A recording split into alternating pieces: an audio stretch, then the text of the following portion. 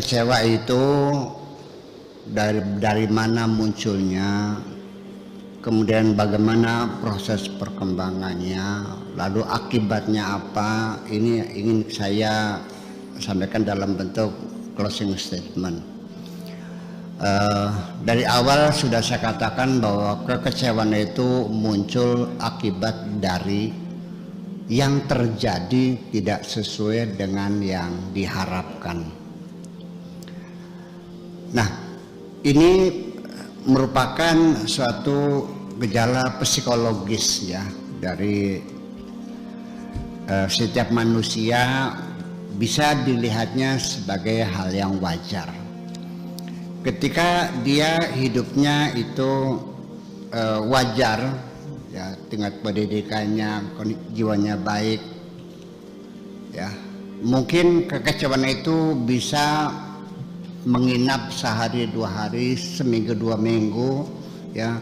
Istri meninggal dunia, saya kira pasti ada rasa kecewa, kan begitu kan? Tetapi setelah 3-4 bulan kan juga lalu terlupakan, ya kan? Dengan kesibukan-kesibukan itu, kalau masih umurnya seminggu dua minggu masih normal lah, ya. Mobilnya hilang, aduh kecewa lagi, ya, sampai seminggu masih kerot-kerot aja kan gitu itu. Tetapi setelah sebulan sana sudah lupa lagi, itu berarti masih normal. Ada kekecewaan sampai menimbulkan disorder psikologis, ya, tertekan jiwanya karena kekecewaannya disimpan berlama-lama sampai bertahun-tahun gak hilang-hilang. Istri sudah meninggal 10 tahun yang lalu masih menitikkan air mata, betul enggak? Nah, ini yang menjadi gangguan psikologis semacam itu, itirabat nafsiyah, bahasa orang Arabnya gangguan jiwa, sehingga merubah temperamen dia segala macam, akan ngomongnya kasar, marah-marah, itu semuanya menjadi emosinya menjadi kacau balau semuanya itu. Nah, ini yang nggak boleh. Jadi untuk orang yang jiwanya lemah sampai disorder, gangguan jiwa, artinya sampai kesehatannya, temperamennya, perilakunya berubah karena kecewa itu, yang tadinya orangnya baik santun kok jadinya kasar karena kecewa semacam itu yang tidak boleh. Tetapi pada batas sebulan 2 bulan itu masih dianggap wajar lah orang marah. Tetapi kalau sudah tingkatannya itu waliullah, itu ceritanya kan Allah yang menjamin. Yang menjamin itu bukan walinya, bukan, tapi Allah yang menjamin. Inna awliya Allahi la khafun alaihim wa lahum yahzanun. Jadi tadi yang pertama, kekecewaan berat yang menimbulkan disorder, gangguan kejiwaan. Yang kedua adalah kekecewaan yang masih bisa dikuasai, ya, sampai sebulan udahlah beli lagi aja mobilnya kan gitu. Nah, tingkatan wali juga makomat juga berbeda kondisinya. Kalau seorang wali itu masih kelasnya muridin atau mubtadiin, masih ada kecewa. Masih ada kecewa. Hanya saja kekecewaannya itu secepatnya disadari, segera dihalau. Artinya begitu lihat mobilnya nggak ada, muncul kekecewaan secara alami, tetapi dia segera dapat mengcover, ya kan? Ya sudahlah, kalau begitu mah akhirnya dia sadar, ya udah, ya Allah lapor, saya ikhlas ridho, mobilnya hilang, saya minta ganti yang baru. Nggak kayak Maman, kalau Maman Allah suruh nyari mobilnya.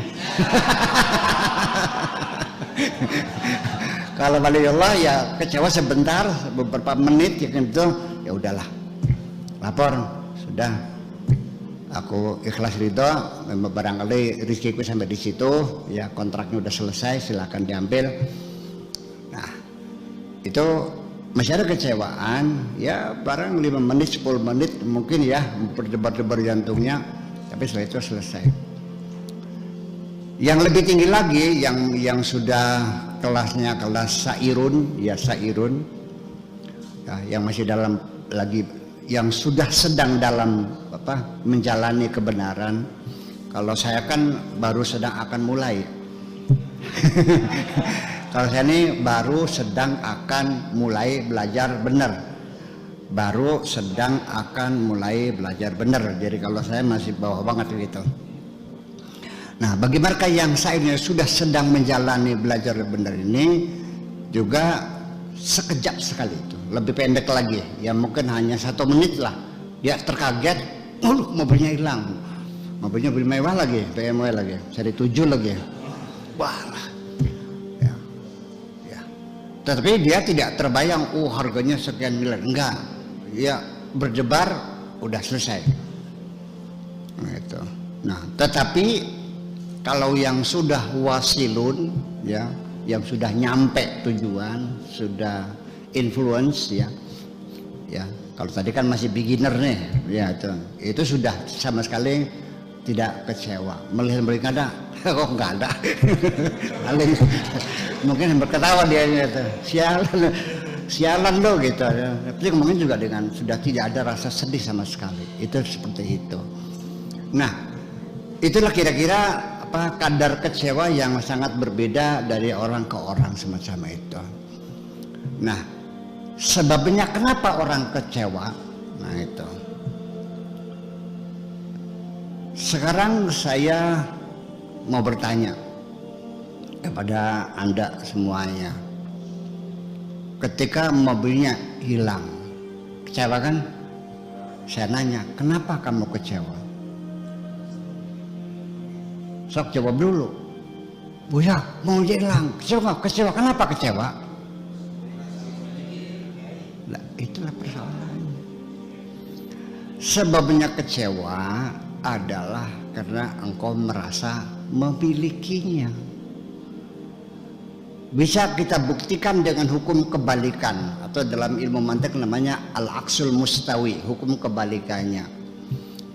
Nah, mobilnya Pak Camat hilang. Kamu kecewa enggak? Kenapa tidak kecewa? Kenapa mobilnya kamu hilang, kamu kecewa? Jadi kalau begitu kita ambil satu keputusan bahwa sumber kekecewaan itu adalah berawal dari rasa memiliki. Sedangkan para waliullah itu orang yang sudah ikrar 100% bahwa lillahi ma fis samawati wa ma fil ardi, apapun yang ada di langit, apapun yang ada di bumi, ini semuanya milik Allah, termasuk diriku juga adalah milik Allah. Oleh karena dia tidak merasa memiliki, maka apapun yang hilang tidak mungkin kecewa. Betul enggak? Nah, jadi lalu sementara ini seorang wali punya mobil, punya sawah, apa tidak merasa memiliki? Tidak. Semua yang ada di tangan seorang waliullah akan dilihatnya sebagai fasilitas-fasilitas untuk memperlancar tugas. Namanya inventaris. Betul enggak? Inventaris kan kalau sudah selesai jabatannya kan diminta lagi, dikembalikan. Nah, makanya ketika ada orang punya titipan sepeda motor, kan sebagai titipan. Ketika yang punya ngambil, dia marah. Orang bener enggak? Jadi kalau kamu kecewa, enggak bener kamu nih. Ya, karena selama ini Anda tidak mengakui sebagai titipan Allah.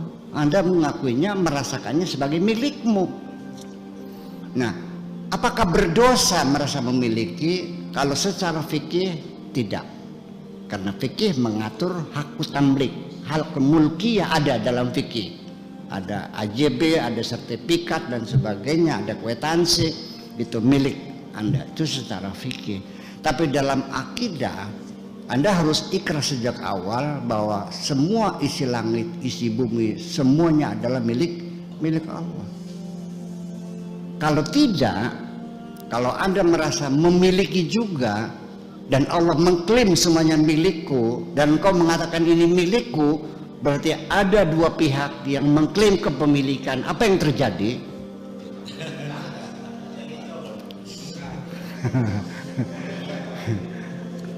Saya punya sertifikat, Kang Maman punya sertifikat atas bidang tanah. Anda mengklaim, saya mengklaim. Apa tidak ke pengadilan? Jadi ketika Anda memiliki, sama saja Anda menantang Allah namanya. Ya, berebut kepemilikan. Anda mau bertengkar dengan Allah. Ini kalau kita bicara masalah akidah. Ya, itulah makanya jadi kepemilikan itu semacam itu. Jadi kenapa orang yang sudah diangkat oleh Allah, ditunjuk sebagai waliullah itu tidak punya rasa sedih? Karena mereka sudah tidak punya rasa kepemilikan. Jadi pada akhirnya di dunia ini ada seorang yang sangat bahagia, namanya Bitarmi. Dia nggak pernah sedih kok hidupnya. Saya saksi mata, namanya Bitarmi, tidak pernah bersedih hati. Dia tidak pernah kecewa sawahnya nggak jadi. Sebabnya apa? Nggak punya sawah. Dia nggak pernah sedih ditinggal suami, karena